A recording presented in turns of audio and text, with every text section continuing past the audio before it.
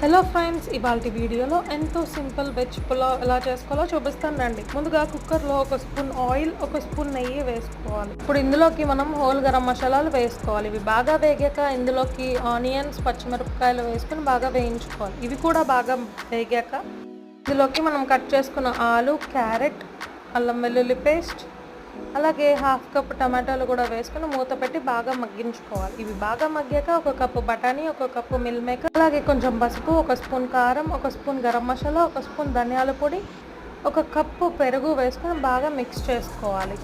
ఇందులోకి మనం నానబెట్టిన బియ్యాన్ని వేసుకుని బాగా మిక్స్ చేసుకోవాలి ఒకసారి. నేనైతే 3 గ్లాసుల బియ్యానికి 5.5 గ్లాసులు వాటర్ వేస్తున్నానండి. ఇప్పుడు ఇందులోకి రుచికి సరిపడిన సాల్ట్, కొంచెం కొత్తిమీర, అలాగే పైన కొంచెం నెయ్యి వేసుకుని మూత పెట్టి 2 విజిల్స్ రానివ్వాలి. అంతే, ఎంతో టేస్టీ బిర్యానీ రెడీ. మీకు వీడియో నచ్చితే లైక్ చేయండి. Bye bye.